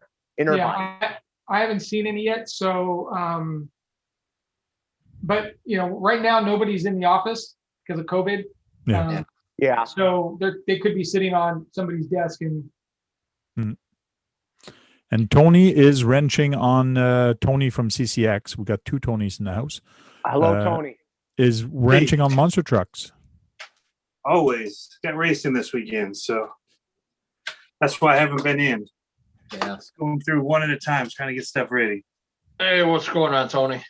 How's it going, Dennis? Tony Phelan, you were talking talk. about I love hearing it. Warlock chassis. Yeah, so that was interesting because I literally, while you guys were talking, was talking with Trevor, and 10 minutes before you mentioned it, I had just placed the order for it. I didn't know Jack left. Oh yeah. So yeah. Now, Tony, was that not him that Joe did the interview with? We just interviewed him last Tuesday. Yeah. Yeah. Did you get the new Warpath 3? Yeah, the Warpath 3. So I just ordered one. and Tony was just talking about how SoCal has them, and they're amazing. They're the ones that make it, right? So, Yeah. But my favorite class is retro class. Tamiya Cloudbusters, stock. I got stock motors on a lot of mine. You got a silver can? Yeah, They are silver cans. they were old too. Oh yeah. Oh yeah. Old school There you go. silver cans. This rear axle is still an original axle, old school. So it's the front one apparently, because I busted out the. Well, Brad is not going to use his silver can. Maybe he can send it to you. I have a bunch, because I buy them. They're cheap. Yeah. And we're limited to 17 turn motors. Or no, Okay. How many turns is a silver 27 can? turns. 27 turn motors. 27. Yeah. You know what's I'm funny is I'm gonna be hitting you up, Tony, because I want some information on setup for this thing. Okay. Yeah, I've got the regulator. I've got a new one there. And actually, I did the 3D printed axles that J Concepts did. So I'm going to try that out with all the gearing. Because I drove their truck and it was amazing. Oh yeah. But the one thing that I like that they did is they did the ladder links, whatever you want to call them, ladder. I think they call them ladder bars, but those links on the bottom, they make it so that it's just 2 screws from the front. So to get to an axle, if you break something, you don't have to take off all the different triangle pieces and all that. It makes it super quick. So I'm about to test it when I build those and see if it fits on I've heard that it fits on the stock axle casing. So I'm going to give that a try and see. So if that's all I had to buy from their kit, I would probably just buy another set of those just for the quick change during racing. But yeah, get with me about it. I'll tell you what I know, which is been taught to me by everybody else. I'm not super race guy, but I've been learning a lot. Now, you're prepping for a race tomorrow, right? Saturday, yeah. Saturday. Yeah. couple days. And I race the carbon fiber, like you're saying. Mine's different brand. It's Freestyle RC, and it does cantilever shocks, and so it just is like driving on. Well, they say it's like throwing a wet towel on the ground. It just sticks. Like, Oh yeah. when you land, it just stays on the ground and drives. Well, It kind of feels like cheating, but video But those yeah, are there's no rules against it. backyard today. Those stuck as soon as it hit the ground. those are like $1,500 chassis, right? Yeah. Well, Tony, you should the what one, the freestyle ones? It's like a $415 chassis just for the chassis. But you should, Tony, I was gonna reach out to you once I found out through this. I learned that you're with Tamiya, but at the USTE, which is a scale truck expo in Florida, it's massive. Not by Japanese standards of events, probably, but there was about 700 people there. I can't see anybody. I'm going to switch my view here real quick. But I think you guys, I don't know if you want to talk to them about getting a booth or what, but I think it'd be awesome for Tamiya to be there for a couple reasons. One, the crawler courses, it's all about dollhouse trucks. So it's all about that scale detail, and the bodies that you guys have are perfect for it. A lot of people run the bodies, but they also do an old vintage show and shine, and then they race the vintage buggies. So there's the Hornets and the Beetles and all that on a race course that they do. And it's just for fun, but they have a whole element of it that these guys have, because they're all into they're RC fanatics, they're into scale stuff. They've been in it forever. They're doing the builds, but they're also doing the vintage racing. And that's why this week we had a grasshopper at our hobby shop, and I almost bought it, but I will buy it. But I think I want to get one of the Beetles if I can find one. Well, there's quite a few of those. Yeah, so I love think the I want body. to do That's that. the Beetle. Yeah, USTE, they also do a big deal with the semis too. Yeah. And they do semis. So sorry, yeah. So there's a ton of stuff that's Tamiya that's represented there. So I think it's going to be the place to be next year. I've heard through the grapevine who the sponsors that they have, or not even sponsors, but the vendors on site that they're going to have there. There's going to be a lot of representation across the board. And so anyway, just a tip for you to maybe reach out, or if you want to contact me, I can get you in touch with the guy that's there if you want to talk to them about what that looks like. But it's really well run. One of the best RC events I've been to. And it's in Florida in February. You can't beat it. You go to the beach after, hit up Disney or whatever. Yeah, and it's empty. If you look at on YouTube or any place, even on Facebook, and you go USTC vintage race or even semi truck, you'll find a lot of videos of the event over there, and it's pretty interesting. Yeah, and they also have a motor on axle race that they do there, which is going to be Tamiya Clodbusters. Yep. There was one of the coolest vintage Clodbusters I've ever seen, decked out and stuff you can't even get anymore. Oh, yeah. That won the show and shine for the monster trucks for motor on axle. So they literally, from the semi trucks to monster trucks to vintage racing to people's bodies that they have on their cars and stuff. I mean, Tamiya is all throughout it, and it just might be something. If people saw a Tamiya tent there, I think it would blow minds. Even Sean says a Tamiya stall would be cool. Yeah. Well, we don't. Oh, Gabe, that's not fair. He's got Kyosho and he's got Tamiya there. Yeah. There were, so to be fair, there were some Kyosho's running in the vintage, but a lot of Tamiya. Yeah, we don't normally do those kind of shows, but last year I went to Proline by the Fire out here in California, and I went as a kind of a unofficial Tamiya rep, just to put a table out, just to kind of get an idea of what was going on. And they had a rally course going on, so I brought out all the different rally cars we have and actually ran a rally car in the event. And there was a lot of people really enjoyed seeing all the Tamiya stuff we had out there. So this thing that you're talking about is right up the alley that I'm kind of pushing Tamiya to be more a part of, because they don't now. Yeah. And the best part about it is it's a hangout area. So people come to this to hang out and talk RC. They're going to be all over the booths. They buy stuff while they're there. I mean, whether or not you bring stuff to sell, if you're just representing, I mean, I think that the amount that you'll sell just from that, and just being a person there from Tamiya for them to talk to, I think being, company forward at an event like that would be huge.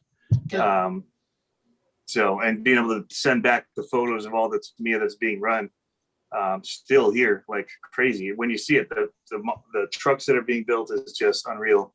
Mm-hmm. Yeah, anyway, it's just something that just came to my mind as we were sitting here talking. I didn't mean to. No, I followed a lot of John Schultz. He's a good friend of mine. I followed a lot of his stuff there. And after seeing what he's kind of posting up, I told my wife, just as not necessarily at the time, not a rep from Tamiya, but just from CompetitionX or whatever, just to go next year and then just enjoy the event, because it looked like fun. Because I've got all these cars here that I don't get to really do at these kind of events because we don't go as much as I'd like to. But I'm pretty sure that if I pitch this to Tamiya, we could be there in some kind of capacity. Well, yeah. I mean, even if you brought just, they just have tents and just have banners or whatever, and had your trucks on display for people to see. That's what John did. I talked to John for a bit while I was there. Yeah, he had all his cars, it was all his orange and gray stuff that was there. And then whatever maybe the new stuff was that nobody could buy yet, he had a model of that out for people to look at. But it was a big deal event. And I think it's going places next year. I think it's going to be even, I know it's going to be bigger because I know who's going to be there. And it's some of the biggest names.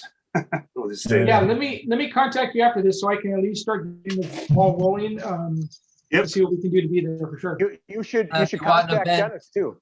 If you want an event in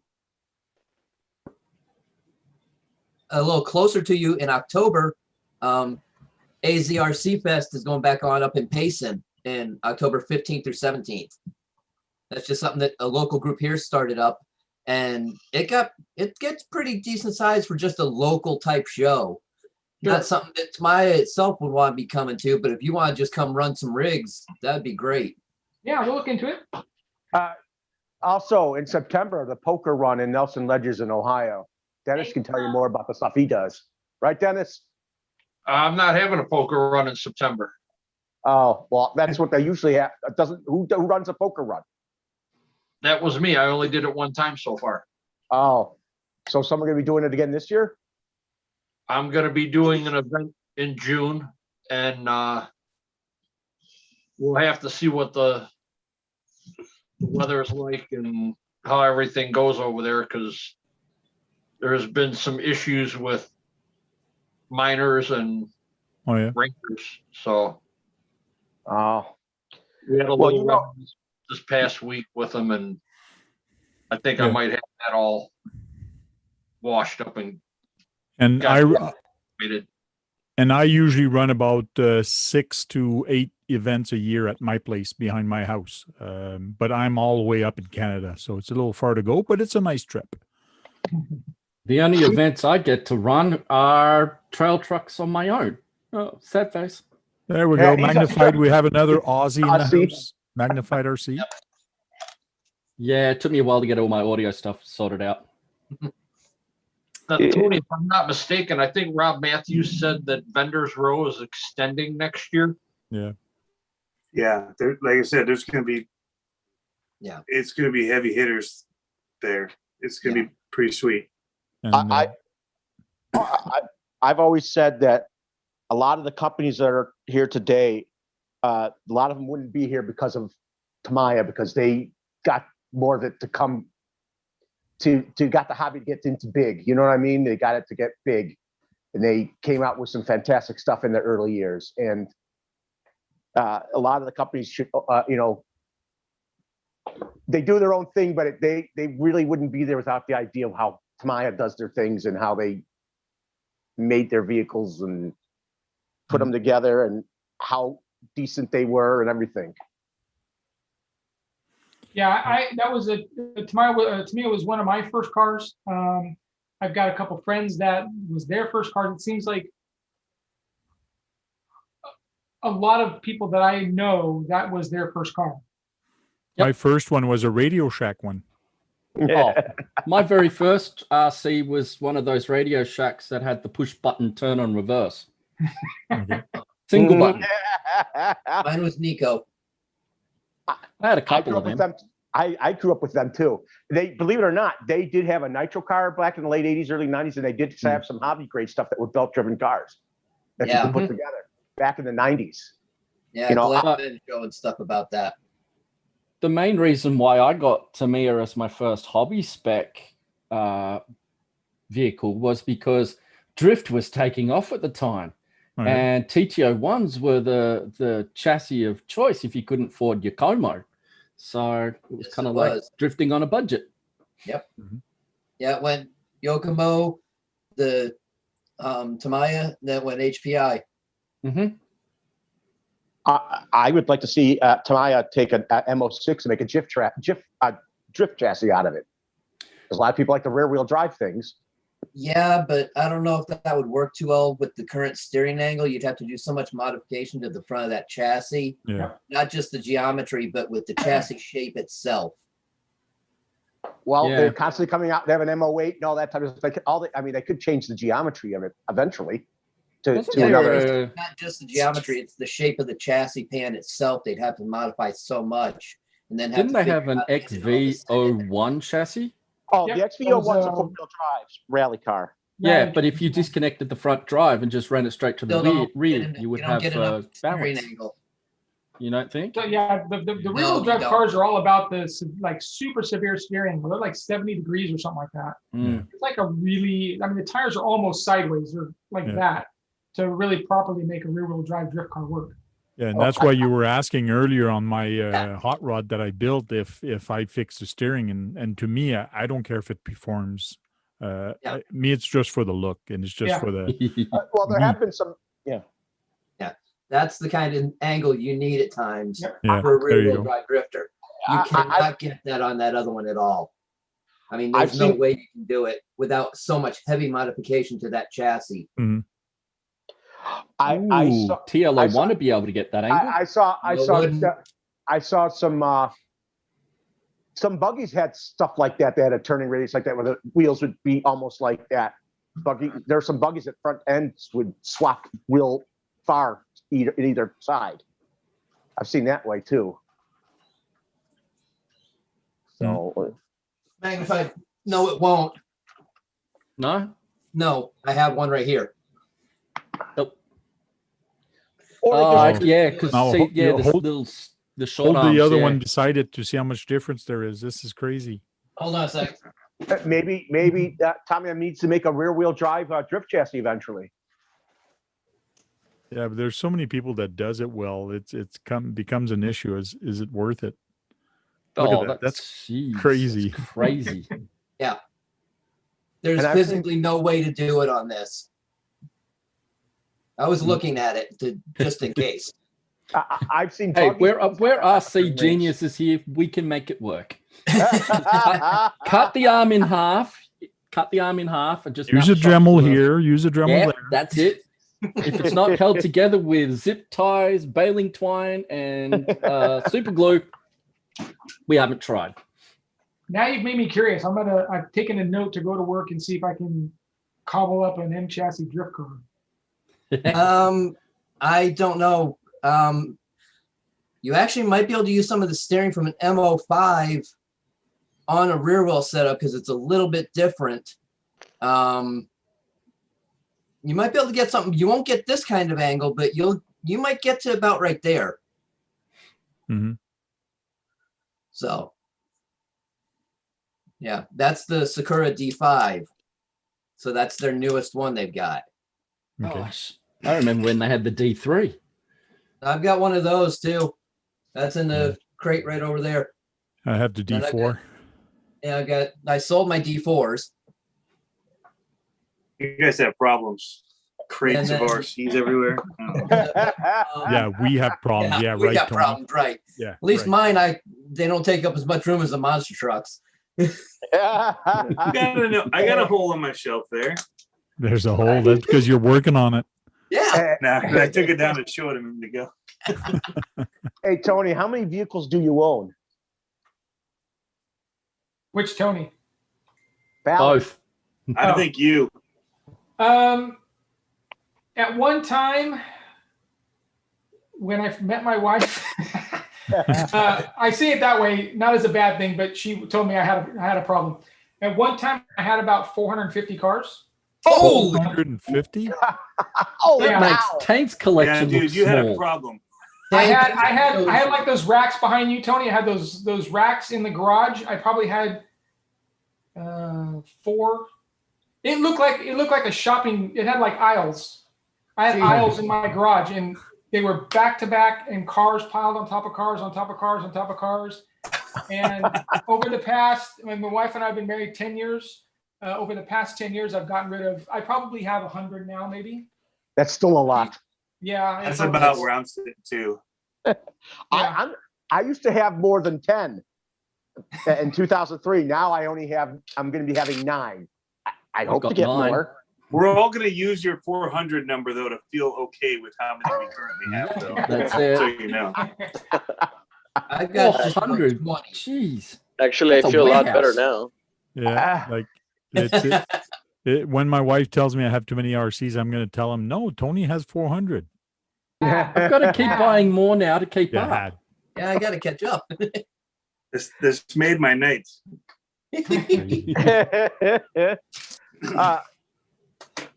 I've seen people who actually had them in like sheds, and they're all piled up like it was a junkyard, and they sold it. And I mean, even Brett had gotten really cheap stuff. This guy had a lot of stuff, and he got it for cheap. I mean, and there's a guy in Australia who really got a lot of stuff. He got a lot of the old classic vintage Tamiya stuff. The RC Dungeon says, let's not talk about size now. LOL. That's Bob Reynolds. Yeah, I know him. We're talking about quantity. And also another question here from Ethan Bowen. What is that white Chevy looking truck behind you, Tony Fallon? Oh, know, that's right? that one there. That's so I've been getting all my trail trucks. I have 7 trail trucks. I've been trying to get them all in different kind of visions so I can have scale, super scale, and actual like performance. That is the Axial SCX-10-2. That was actually the first pre-production Chevy Blazer body. I was working at Axial at the time that truck came out with the hard body or the roof rack on it, the roof. So this was like the first one. This is the first one that came into the office. So it's got the roof there. So this is kind of one of my somewhat scale trucks. It's got I don't know if you probably can't see it. It's all the interior all done up. It's got a full set of lights in it. I just got some wheel wells on order. This actually has all the stock electronics in it. This was like an RTR. Whoa! Oh, no! Earthquake. This was like an RTR that came in, so I just kind of grabbed the clear body, painted it white, and this is the one I just do a bunch of kind of. The white and black look good. Yeah, it looks really I good. like that a lot. It looks really good sitting behind you. Tamir, if you're listening, I want to see a 2-door Range Rover body done like that. No. I want to see him do a van like this one. I saw that he used a Tamiya character in there, a Tamiya man in that one. Yeah, the original one came with the guy with the motorcycle helmet, but since this guy's kind of just out cruising, mine's got a helmet on, so I just stole the head and put the head on it. Matteo in Switzerland uses that guy a lot. Yeah. Mateo's one of the guys we work with for certain things too. Yeah, he does a good job. He does fantastic videos. Yeah. And they're all right. Well, next level, man. You're the man who does documentaries for a living. I mean, come on. It's next level stuff. I'm just messing, of course. Cool. Well, guys, it's 11:30. We're going to start doing the round table goodbye and good night, and we'll start with AZ Froggy. Well, Frank, thanks for the invite as always. Thank you to Tony for coming in and giving us some real cool information. Everyone else, thanks in the chat for stopping by. Don't forget to hit the thumbs up on your way out, and just have a good week and stay safe. Cool. Thank you. Aussie friend, magnified. Hey, sorry, better late than never, I suppose. I've been having some webcam issues, and I only was in the chat whilst trying to get the webcam sorted. So believe me, it's not the only issue you have. Oh no, no, there's a lot more issues, a lot more. We all got anyway, catch you on the next one, I suppose. Thank you very much, RC Basher Boy, our Mexican friend. Hello, gentlemen. How's it going? Thanks for the invite, Jack. And I was at a chat most of the time, so figured I just jumped in here for a bit. And why don't you tell us what you got on the bed? So to your left, there's Tamiya Avante, and then the Tamiya Fighting Buggy in the back, and then on the right it's the what is this? A Kyosho Ultima, and then behind that it's the Tamiya Mad Bull. Cool. Wow. Oof. I think the Fighting Buggy's up for re-release too. Yeah. Yeah, they're all re-released. Yeah. Thanks a lot for popping in here, RC Basher Boy. Thank you. Brad. Tony, I would love to see you every week and bring your friends with you from your other things, because we really like having a lot of people on our site. And I thank you for inviting me, Frank, as always. I always like talking to a fellow guy who loves Tamiyas as much as I do. And we'll get you each other's number like that. You can talk.